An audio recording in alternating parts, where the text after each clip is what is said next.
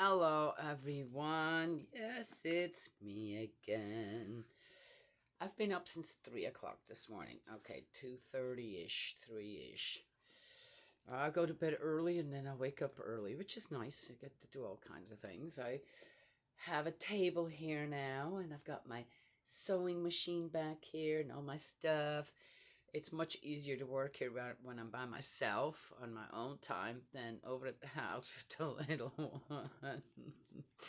You can hardly plug anything in. Every plug just about everywhere that's lower down has these little safety covers in. Yes, she's so busy.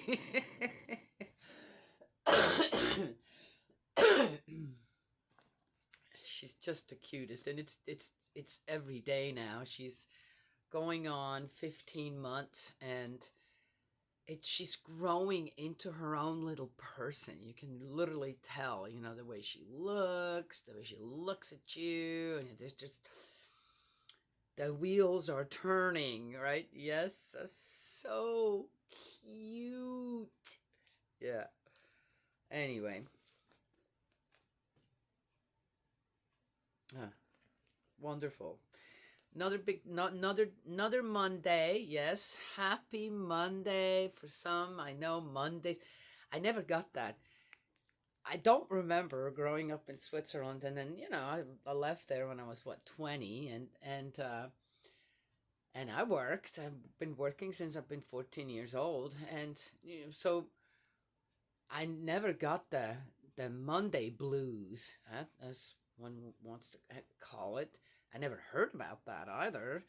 It's just there was the weekend, and now you went back to work. Did it matter if it was Monday or Tuesday or Wednesday or Thursday or Friday? Yes, and sometimes I worked Saturdays too, depending what job I had.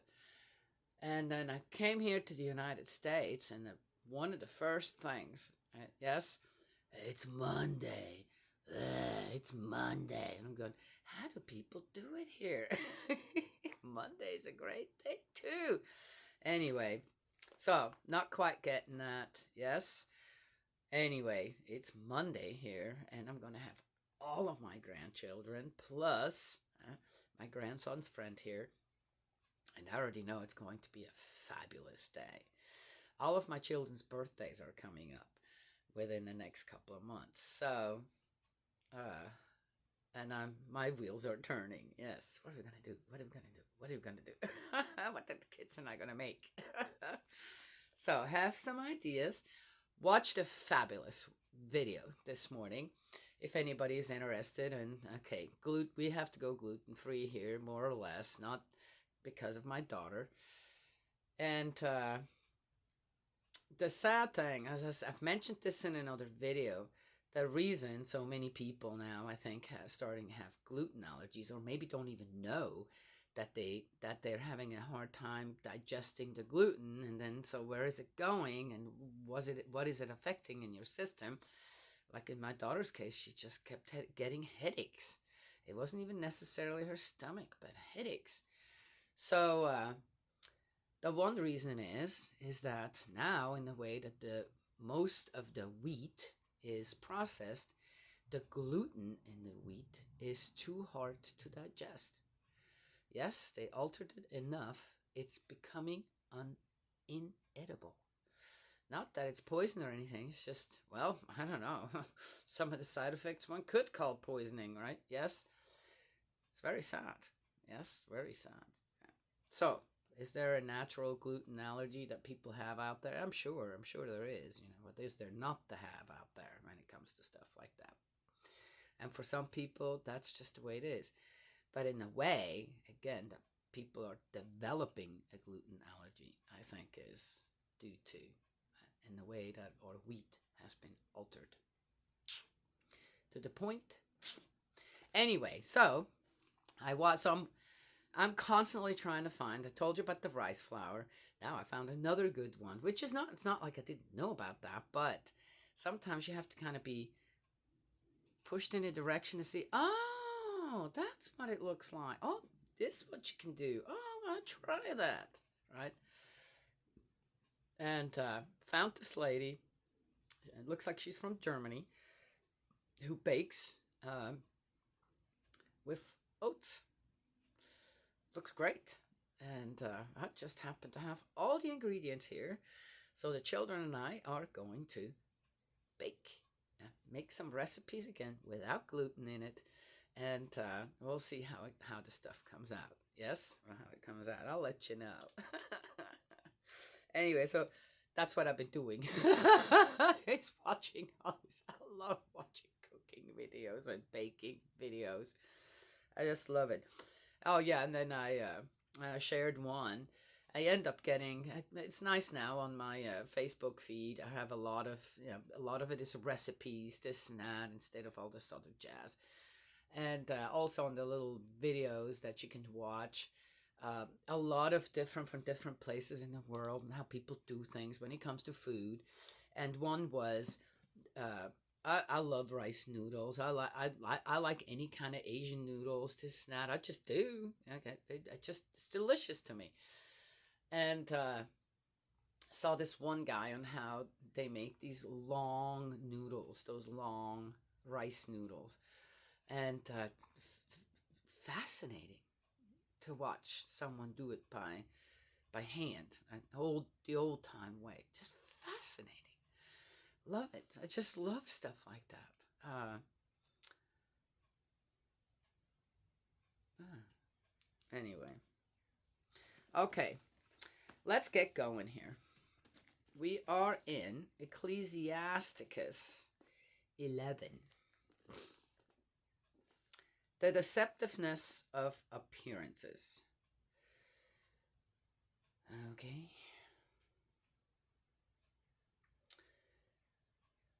Now I wonder. Okay, so here is Ecclesiasticus. I think we have established that this guy was kind of moving, not really with the poor, right? He wasn't poor. He was moving more with the elite people at that time. And so here, and he's writing down things about wisdom, this and that. And so who's he talking to exactly, right? The common people, or most likely to these nobles and the kings. And when I think of what this title is here, deceptiveness of appearances, yeah, I don't know if any of the kings, right, or the nobles ever married an ugly girl, if you want to call it that. Right? Yeah.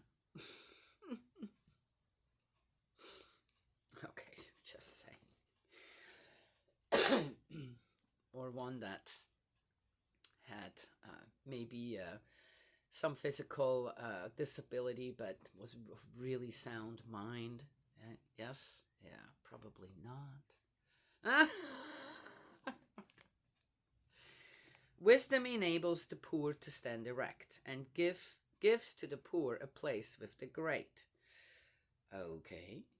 Do not praise anyone for good looks, nor dislike anyone for mere appearance.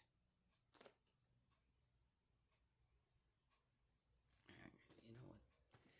Why can't I say somebody looks good? Because that's going to hurt someone's feelings next to them who are not looking good.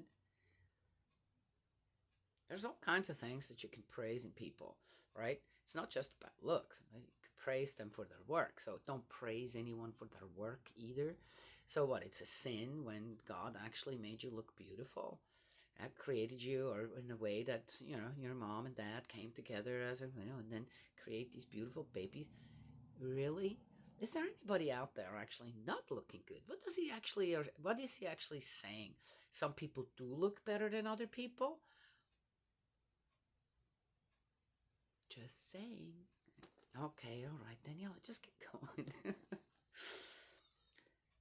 Small among winged creature is the bee, but her produce is the sweetest of the sweet. Okay. But bees also look really beautiful. Do not grow proud when people honor you, for the works of the Lord are wonderful, but hidden from human beings. Yeah. I don't know. it's almost as you need to know when someone writes stuff like this down. You need to know them personally. You need to say, okay, why are you writing this down like that? What do you mean? What do you have experienced? That you're writing it down like this. Because again, they're going, why can't I be proud of what I have accomplished? And a friend of mine, Bernardo, oh, we go back such a long way, don't we? Mentioned, there's nothing wrong with pride. It's arrogance. When pride comes with arrogance, that is the problem. And he's absolutely right. Yes, but he doesn't mention that here. So we have to assume automatically that that is what it is. And yet, again, why is it written down the way it is written down? Is it again to just keep the people in check as well? Who's he really talking to? Sometimes it seems to be going one way or the other. Yes? I don't know. Many monarchs have been made to sit on the ground, and the person nobody thought of has worn the crown. Many influential people have been utterly disgraced, and prominent people have fallen into the power of others. Okay, well, is it any different now? In a way, but again, it's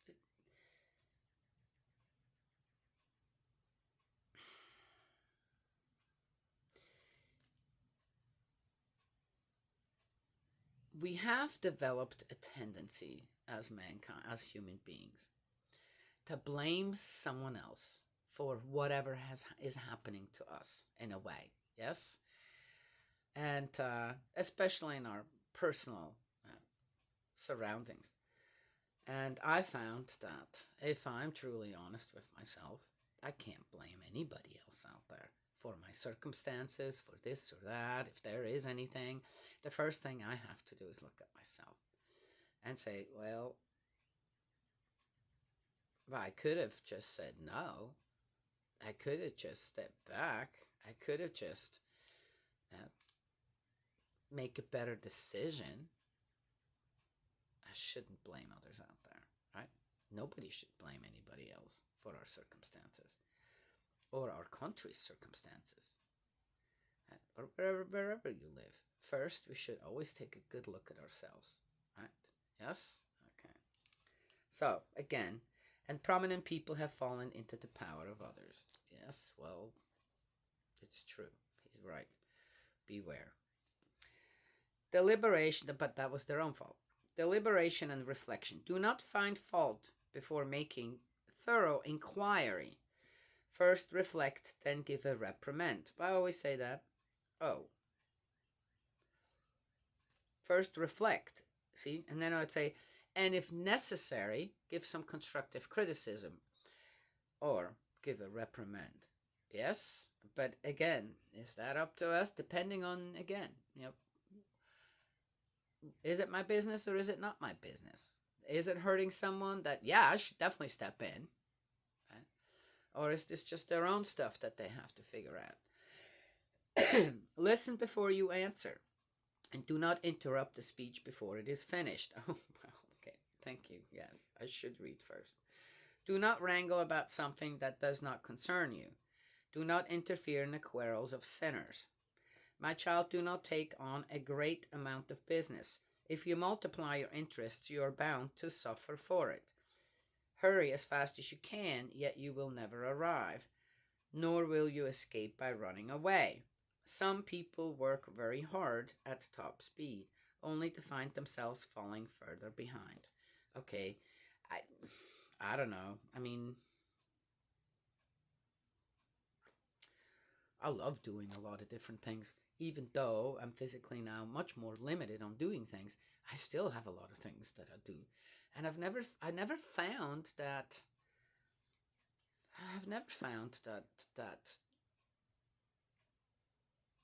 I learned or did anything that didn't broaden my horizon, made me more knowledgeable. And interestingly enough, as I went through life, I found that, oh, that's the reason I needed to study that. That's the reason I needed to get into that and do that and try that out. As I said, I'm a I'm a jack of all trades, but a master of none. Yes, it's really true. But I have a lot of knowledge about a lot of different little things, little things, little bigger things. Yes, and it's has been it came in so handy, so many times in many different ways. And maybe one of the reasons because I've taught so many different subjects all over the place. Yes, so is he right about that? Maybe for some people that have, again, developed what? Anxiety, depression, certain other things where stress. Yes? So, well, I've never developed that. I just slept less, did more. I think, too, when you have a goal in mind, when there is a goal, there's a starting line and a finish line. When you have that as well, it doesn't really matter. It's you get it done, and you get it done, and you get it done. So you start 10 things. Well, got one done. Well, got number 2 done. Oh, added on another one. And do you know what I mean? I think there is, again, what's your state of mind in all this? So, yeah. So what did he experience? Ecclesiasticus in his life. Anxiety, depression. So he's warning people, hey, look, stick with one thing.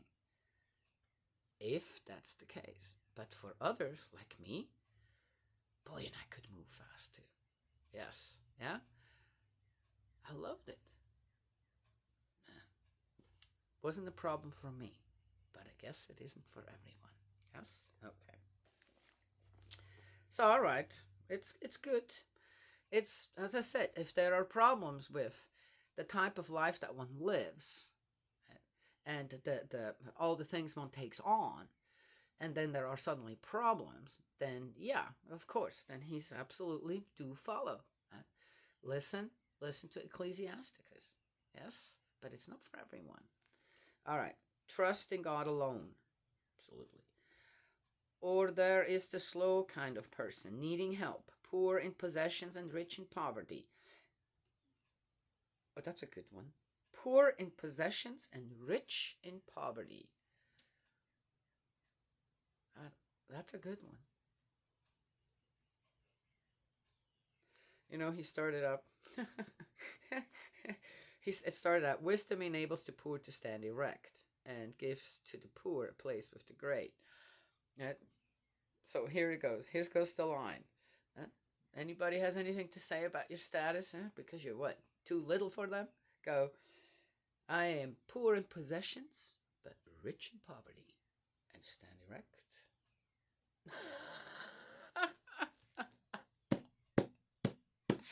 That's a good one. And the Lord turns a favorable eye on him, lifts him out of his wretched condition. All right. And enables him to hold his head high, thus causing general astonishment. Good and bad, life and death, poverty and wealth all come from the Lord. I found that anyone tries to make you feel beneath them due to the fact that they have more this or that is usually because they look at you and they find something that they haven't found yet. Every time. I found that, and I learned that from an early age on. And it never changed. I told the story before about some schoolmates that I went to visit. They invited me. And, well, anyway, long story shorter, when I left, I pitied them on how they needed to show off their stuff. And I thought, I don't know what's missing in your life, that you have to do that to one of your classmates you full well know is a lot poorer than you are. Yeah. So, but I didn't leave like, oh my gosh, I don't have any of that or this or that. Not at all. I pitied them. I pitied while I left, and I thought, my gosh, what's wrong with these girls? Why are they like that? Yeah. Anyway, I still feel like that when people, yeah, it's still the same for me. Yeah, like them go, I'm happy you got everything you got, but something must be wrong with you. You must be very unhappy somewhere deep down that you're not just showing your accomplishments, to me, that's something different than flaunting it. Yes? Okay. Anyway, so that's the way to go there. To the devout, the Lord's gift remains constant, and his favor will be there to lead them forever. Here's one thing with that. What kind of gifts are you looking for? When you think you're doing the right thing, you are following God, this and that, you're doing it. What kind of rewards, what kind of gifts are you looking for? Miracles, this and that, right? Yes? I mean, is this what they're talking about here? I don't know. I don't know what Ecclesiasticus means with that, but I tell you what it meant in my life. Is to open my eyes and realize that every day, there are gifts waiting for me from my heavenly parent, from my brothers and sisters in spirit worlds that are on the side of goodness. Yes, it's still growing with me too. Everybody's still spiritually growing there. And that is kind of where, right? Yes, for me that comes in. It isn't, oh, if you do this or this or this, then for God, then you're going to get this big reward. You're going to get this big gift. It's not like that. The gifts are always there. Most people just don't see them. They don't see them. They don't recognize them. If you're not aware of them, right? Then what do you feel slighted? Do you feel rejected? Or just open your eyes and realize they're all around you. If you're sincere in your faith, you will know that's true. That will be true. Yes? Okay. So it is there. It's not just to the devout. Even the ones that don't, the gifts are still there. They're always there. They've always been there. We're just too dumb to notice. Others grow rich by pinching and scraping, and there is the reward they receive for it. Although they say, now I can sit back and enjoy the benefit of what I have got, they do not know how long this will last. They will have to leave their goods to others and die. Stick to your job, work hard at it, and grow old at your work. Okay. Do not admire the achievements of sinners. Trust the Lord and mind your own business. Since it is a trifle in the eyes of the Lord, in a moment suddenly to make the poor rich. The blessing of the Lord is the reward of the devout. In a moment God brings his blessing to flower. Okay, there too. I don't think that God decides who's rich and who is poor. I think that, again, our human condition has a lot to do with it. Yes? What did he say in another one? Stay away from a man that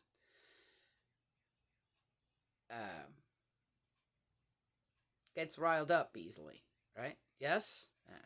Kings and queens even, and otherwise nobles, isn't it? Very little. Princes, princesses, this, whatever. Or anyone that in power, say the wrong word and here you go, right? Off with his head. Alice in Wonderland. Off with his head. Right? Yes? So, again, does God have something to do with that? And how you become rich or poor, really, when it comes down to it? It's our own effort, or it's our own laziness, right? Yes? Sometimes it's just misfortune. Okay, well, alrighty. Then what? Look back again. Look at yourself. Be honest with yourself and say, did I make some decisions that I full well know I should not have made? Yes or no? But again, to lay fortune or misfortune at the deciding feet of God's, our Heavenly Parent, is not right. I don't believe that's how it works. And that's it. Oftentimes it's someone else's advice, or someone else that just has more power, doesn't like what you stand for, what you look like even, and decides that one has to go, right? Yes? Nothing to do with God. Do not say, what are my needs? How much shall I have in the future? And do not say, I am self-sufficient. What disaster can affect me now? In prosperous times, disasters are forgotten, and in times of disaster, no one remembers prosperity. Okay, I want to mention something here, mainly due to the fact that I've heard this enough now. In prosperous times, disasters are forgotten, and in times of disaster, no one remembers. No one. That's not true. I found it's never true. No one. Never. Everyone. Yes. I just heard in a show that I watched, where a lady had a disability, and she says, yeah, everyone looks at you, this. Okay, no, that's not true. Not everyone. There are always some, but it's not everyone. I highly resent when someone out there who has some conflict of interest, or as I said, something they're dealing with, that everyone thinks that way. Just because they've come across a few people who, yeah, maybe were rude, their behavior wasn't right, but that does not mean everyone. Just want to say that. So, I feel the same way here. No. When we built our home in the mountains, it was for, hey, if things go bad, there's a place to go. But did I plan on, oh yeah, that will be so protected, this, that? No. You can try, at least. Doing nothing, well, okay. But one can try. But then when things still do happen, well, you know what? It is what it is. So again, no, I disagree with this, because that's not everyone. Not everyone does it like that. Well, anyway. Some of us actually think quite practical, and look a little ahead. Anyway, I better get going here. Yet it is a trifle for the Lord on the day someone dies to repay him as his conduct deserves. God doesn't work that way either. Again, it's interesting what I mentioned in the beginning about blaming others for one's own. No, God will not. God will not stand there and go, ha ha, now I gotcha. Couldn't do anything while you were here, but now I gotcha. No, it's in fact, there will be a mirror we will have to look into and say, oh yeah, I did misrepresent that. That was my fault. Oh, I did really well there, though. Okay. Yes. I'm amazed on how well some people lie to themselves about certain things. Literally, they really truly believe whatever, and you're going, how could you? How can't you? How does that make sense? But when you go to spirit world, that's over with. Yeah, but it's not because of God. It's just on how the whole kit and caboodle works there. And you have to look at yourself. You're going to have to be honest with yourself. So don't lay that at Father's feet, at Heavenly Parents' feet. Please, let's not do that anymore. A moment's adversity and pleasures are forgotten. In a person's last hour, his deeds will stand revealed. Call no one fortunate before his death. It is by his end that someone will be known. And again, I have to ask myself, Ecclesiasticus, how do you know? How do you know people are so bad? What have you done yourself that you're afraid of to pass away? Just saying. Hi, honey, you're home. I'm almost done. Distrust the wicked. Do not bring everyone home with you, for many are the traps of the crafty. Like a captive partridge in a cage, so is the heart of the proud. Like a spy, he watches for your downfall, ever on the lookout, turning good into bad, and finding fault with what is praiseworthy. A hearth full of glowing coals starts from a single spark, and the sinner lurks for the chance to spill blood. Beware of a scoundrel and his evil contrivances. In a case, he puts a smear on you forever. Give a home to a stranger, and he will start trouble and estrange you from your own family. That is the end of 11. I have taken home many people, total strangers, off the side of the road, going, man, I bet they're hungry. Many times I've come straight from, a few times I've come from the hospice where I was an 11th hour volunteer, and sometimes you have to stay all night, yes, and I drive home because I have to go home and get ready for work. Uh, and I'd be going home, and there'd be someone standing on the side of the road, and I'd go, man, it's 7 o'clock in the morning or 6 o'clock in the morning. I bet you they haven't had anything to eat yet. I'd stop, and I said, I'm only going so far. You want to really come or not? I said, but they're like, a little's better than nothing. I said, well, then do you want to come home and have some breakfast, and I'll drive you back over to the parkway. And they're like, what? You want to? And you know what? There's a couple even said, are you sure you want to do that? You don't know me. I could. I said, you know what? I trust. I trust when I feel, hey, when my heart goes out to someone, I trust that it isn't just my heart that's going out, but my Heavenly Parent's heart going out, God's heart going out to someone saying, Daniela, take care of this person for me, please. So I did every time. I always gave everybody the benefit of the doubt. And how they used that, well, so I'm still here, still alive. Nobody obviously raised a hand against me when I did that. So, yes, were there some where I'm going, ooh, I better, I'm not going to go that way. I'm going to go the other way. Yep, that has happened as well. And again, I listened. Yes, I listened to kind of my gut feeling, my intuition, going, I don't know about this person. Yes, okay. So again, how healthy are you in your heart to mind? And I think the healthier we are in that respect, the better our Heavenly Parent and Spirit can work with us.